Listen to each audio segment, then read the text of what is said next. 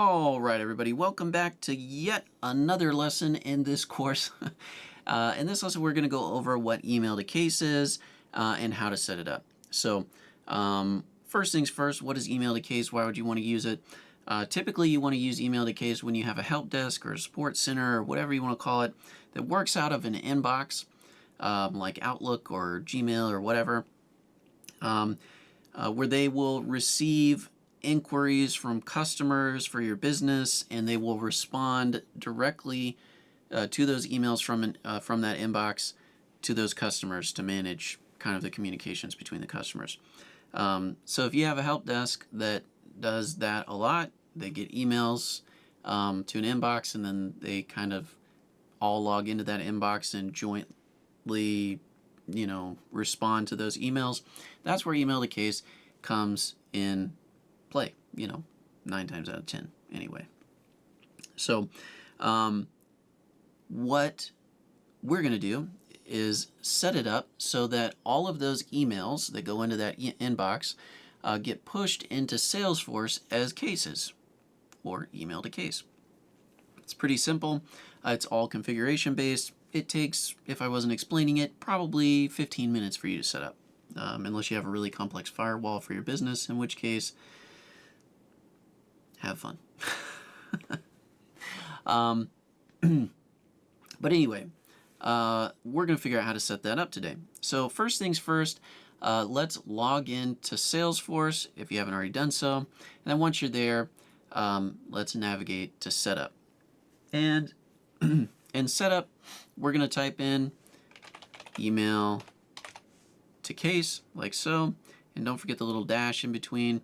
Otherwise, you'll be sad because it won't pop up. And you'll click this email to case setting or box here, and it'll take you to the email to case settings. The first time you land here, it's not going to show you this page. It's also not going to show you a lot of these options. It's probably going to show you an informational page about email to case. So, it's useful to read it. So feel free to read it, and once you're done, click the continue button at the bottom, and then you'll end up here on these email to case settings. So once you're here, you'll click the edit button, and unlike me, because I've already enabled email to case, you will see enable email to case checked to off, kind of like this box here. But it should be noted that after you enable email to case, you can't disable it. So please make sure, especially if you are for some crazy reason doing this in a production org, don't check that box and save it until you know your business wants to actually utilize this, right? I mean, I don't know that it's the end of the world if you turn this on, truthfully, but either way, you can't undo it, so just make sure that you really do want to do it before you turn it on in production org. You should be doing this in a developer sandbox or, some kind of sandbox, so a developer org or some kind of sandbox. So, hopefully, anyway. And then it won't be the end of the world if you turn this on. You can't disable it because it's just a dev org. Anyway, the two settings that we'll want to turn on in here for sure, about 99% of the time, well, 100% of the time for this one, is you'll want to turn on enable email to case. You'll check that box. And then you'll also want to turn on enable demand or on-demand service down here. So, 9 times out of 10, you're going to turn this on unless your company has a very complex firewall, in which case you'll need to create a custom on-demand service to handle email to case correspondence. Hopefully you don't run into that scenario. It can be a pain to set up, but most of the time you don't get into that situation. I may in a later video go over that custom on-demand service, but this is more of a niche thing, so I'm not sure I'll get there, that I'll include that, at least in the first iteration of all the videos, the many videos I'm creating for this tutorial series, or for this Udemy course, more accurately. So used to making YouTube videos. Anyway, Okay, so we've got enable email to case enabled because you need that to actually be able to use email to case. We've got enable on demand service so that you can actually correspond with customers on those cases. And now all of the rest of these settings are really optional, right? Normally what you would see, are these turned off like this, right? So this will probably be what your settings are, although you might not see some of these like the first time you enable email to case, like move agent emails and eliminate duplicate attachments, etc. But we're going to go over all of those and I'll tell you when they magically appear. Okay, so the first one here notifies case owners on new emails for an email to case case. Basically what happens typically is when you have an email to case in Salesforce, somebody is emailing a particular inbox, some Outlook inbox, then it gets forwarded to Salesforce as a case. Then your help desk user is going to respond out of Salesforce with another email that they send back to that person, that opened the case. Then that person that opened the case will respond with yet another email, which will get sent back to Salesforce and tied to your case that got opened the first time. If you want to notify case owners or your help desk users when a net new email gets attached to a case, you check this box. Most people want to know, right? It's a correspondence on a case. You want to know because then you want to be able to respond super fast. Most people want that turned on. But some people find it irritating, especially if they have high volumes of emails. If you're a help desk that has hundreds of thousands or millions of cases, sometimes people find that irritating and they'll turn it off.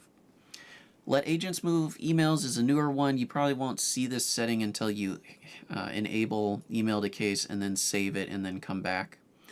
But let agents move emails is going to allow your Agentforce AI agents move around emails to keep them sorted correctly. I will get into this more when we get into the Agentforce section of this course. But if you want them to be able to do that, if you want your AI agents to be able to do that, then you'll turn that on. Enable HTML email. Almost everybody wants this turned on, and that's because this allows for you to create branded HTML emails that are sent out by your help desk users, right? Without this turned on, it's, you can't have as nice looking branded emails for correspondence for email to case stuff. So most businesses want that turned on so that things look nice and professional and not like they're spam. This save email to case attachments as Salesforce files is super useful. Most people will turn this on because if an email from whatever person out in the world opened a case with your business had an attachment like an image of their problem or a PDF or a Word doc or something, you'll want that information in Salesforce too, right?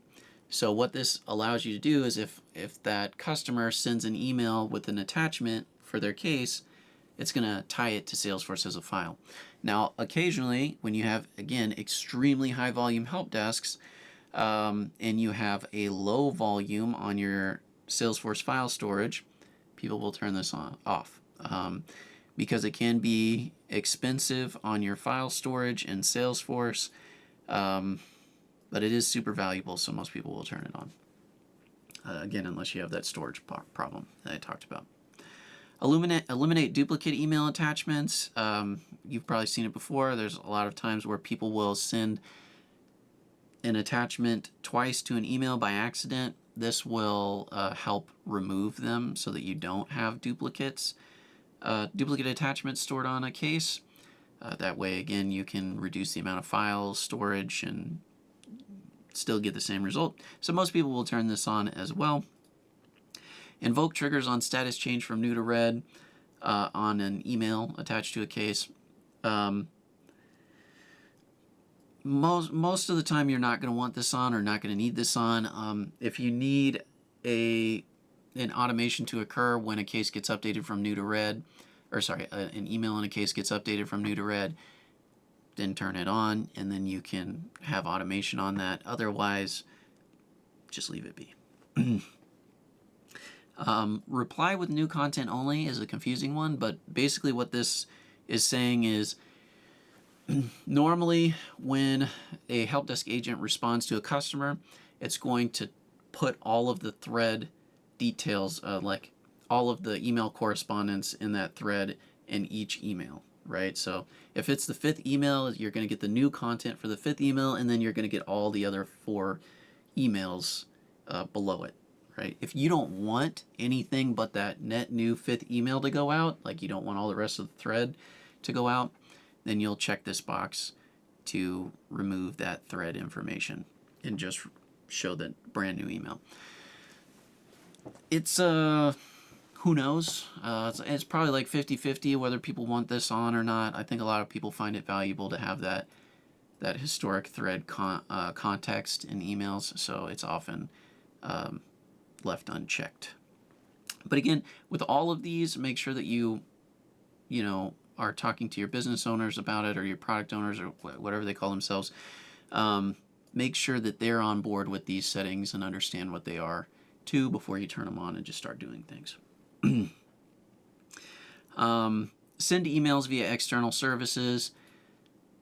You probably are not going to need this turned on. I would say probably 99% of situations you're not going to need to use this, but if you need, external services is another feature in Salesforce. If you need to be able to send emails via those external services, which we'll go over in much later videos,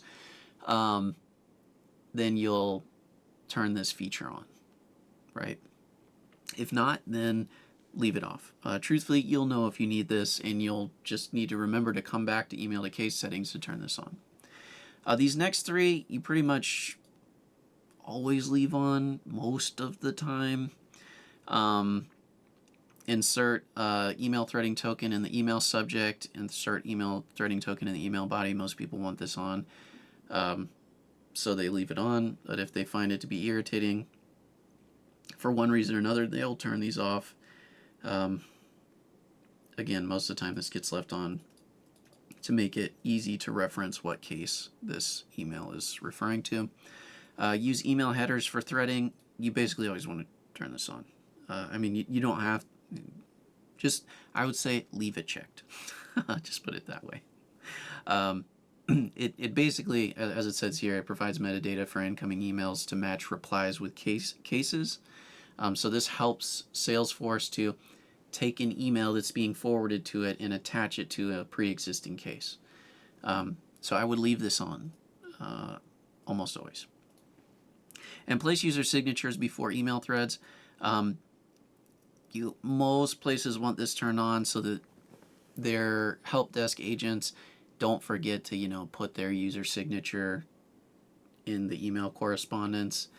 That way everything stays consistent, all that kind of stuff. So the majority of the time you'll see this turned on. All right, so with that said, we're going to save this. So we've got our email to case set up now in Salesforce, our settings for it anyway. Let me be clear. We've got our settings set up for it. Now we need to actually set up email to case routing, actually routing cases from your Outlook or your Gmail inbox into Salesforce. It's a weird hand motion. So we'll click new on that list, on that down there at the bottom. If you didn't see that, let me just clarify. You'll click this new button down here at the bottom. And then we're going to set some things up. So for this routing name, you can name it whatever you want. I'm going to say coding with the Force Gmail, like so. And then as far as the email address, it's just going to be the email address, like the actual email address of the inbox that you've already got set up. So I already have this Outlook inbox set up, and my email address is coding with the Force at outlook.com. So we're going to go over here and just type in coding with the Force at, I made this Gmail out of habit, at outlook.com, like so. This next setting is optional, and I'm not going to turn it on for the sake of simplicity in this in this lesson here. But if you want the ability to only allow users access to this routing address to send emails via permission set, then you can turn this on, and then you can control access to this routing email via permission set. I would say you should typically do this to make sure that only the right users are using this, but it's totally up to you. It just helps with security quite a bit. The next one here is save email headers. Normally, I would say you get these turned on, but as you can see here, it does count towards a decent chunk of storage. So again, if you have some storage capacity issues for data storage in this case, then you may not want this turned on. That said, typically people will want it on. So this accept email from, most of the time you'll just leave this blank. But if you wanted to accept it from a variety of emails, then you could kind of put I believe it's a comma delimited list. Yeah, separated by commas, a comma delimited list of emails. I would say you're going to know when you need this, but most places you're not going to need to set this up. Create tasks from an email when it comes in. I would say, I mean, it depends. It's kind of a 50-50 game here. Normally, if you have, a crazy high volume of emails that get submitted as cases in your system, people will start to get irritated by these tasks coming in and ask you to turn them off. But if you're lower volume, you only get a couple hundred cases a day or 10 cases a day or something, then this is a really common one to turn on, because what it allows you to do is inform the case owner, who is typically a queue, which is a group of users basically, that a brand new email is come in, and they need it's come in as a case or as an attachment to a case, and you need to go work that case, right? So it can be very useful, again, unless you have crazy high volume and it irritates your queue users. As far as task status, this is totally up to you and your business, which one you'd prefer it to be if you turn this on, but you can select it here. Case owner is, again, I'm going to set it up as me as a user just for simplicity purposes, to show you how things work, but normally this is going to be a queue. Like we talked about in the beginning, you normally set up email to case when you have a help desk, that operates out of an inbox, right? And normally your help desk is like 5 to 20, or maybe it's even hundreds of users that are working out of that inbox, right? And so what you do is create a queue, put all of those users into that queue, and when an email to case comes in, you'd assign it to that queue so that all of the help desk users that used to work out of that inbox are informed, hey, this new case is available. It just came in from that inbox that you used to work out of, and now you know. Right? So I would say the vast majority of the time you're going to set that up as a queue, but I'm just going to attach it to my user here. If you don't see yourself here, just type in your name up here and click the go button, and then you'll see your name. Case priority. Again, this is kind of a business preference thing. Do you want it to be, when email to case comes in from this routing address, should it be a high, a medium, or a low one? We'll keep it as medium. And the case origin, normally you're going to set this to email because it's from an email address. But again, based on business preferences, you might choose a different value here. This last one, flow settings, is about omnichannel. We haven't got to omnichannel yet, but you would fill this out with your omnichannel specific information. We'll get back to this when we go over omnichannel eventually, but for now, we're just going to leave it as is and save it. Cool. So now we've set up our email to case routing address. What we now need to do is, even though we've got this set up in Salesforce, we don't have anything set up in Outlook. And if we don't have this set up in Outlook to forward back into Salesforce, well, we'll get emails to this Outlook address and things still won't work. So what Salesforce has done for us is created an email services address, which is what we're going to use to set up Outlook or whatever email provider you're using to forward emails into Salesforce. So grab this and copy it, and then head over to your email service provider of choice. In my case, it's going to be Salesforce, and you should see two things. The first one is, for this routing address here, I entered in my Outlook address, right?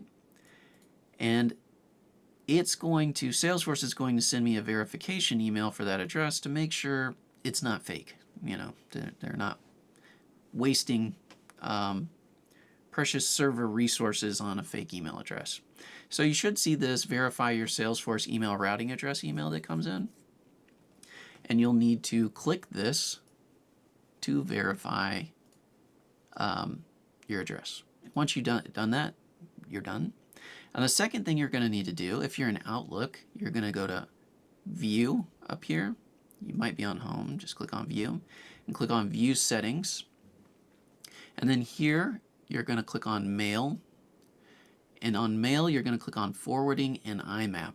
And I've clearly already done this to test this out. But make sure I didn't forget any steps because it's been a little bit since I did this. And what you're going to do is enable this forwarding. So normally this is turned off. You're going to click Enable Forwarding, and it's going to ask you to log in as your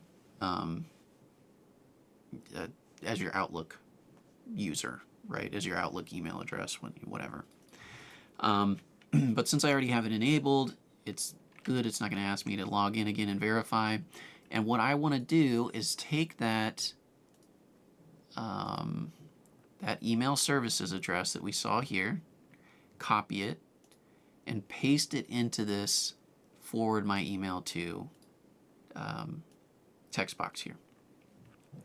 And then you're going to see this is turned off by default. I would normally keep a copy of the forwarded messages unless, again, you're having storage problems with this inbox, because it's useful as a point of reference just in case anything goes wrong and these emails don't get forwarded correctly to Salesforce, or you have attachments that don't attach right. I mean, normally this stuff doesn't happen, but in the outlying chance that it does, you now have them here too as references.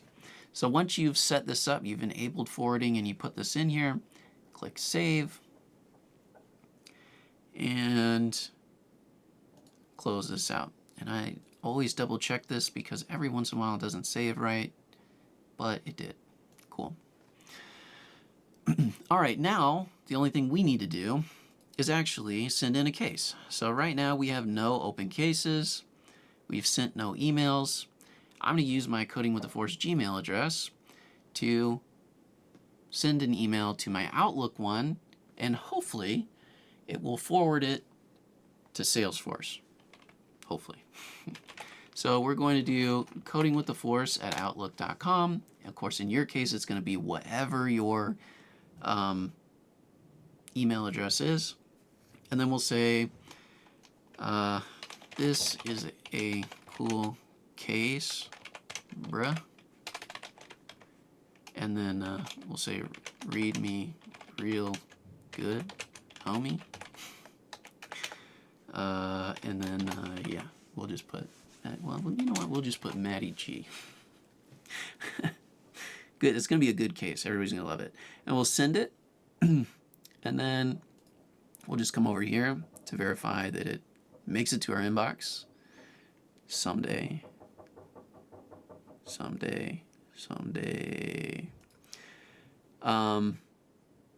There it is.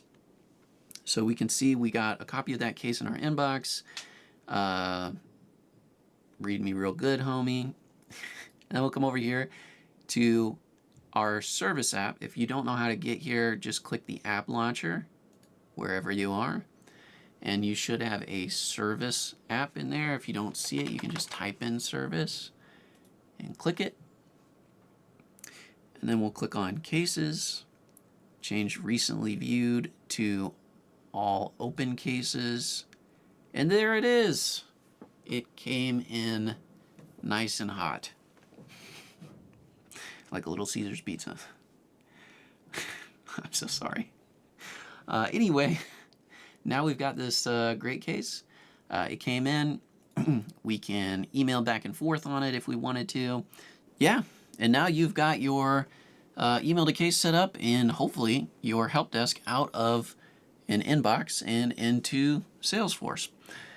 Pretty quick, pretty simple. Just took, I don't know, 20, 30 minutes. So, not a bad turnaround. Anyway, I think that's it for this lesson.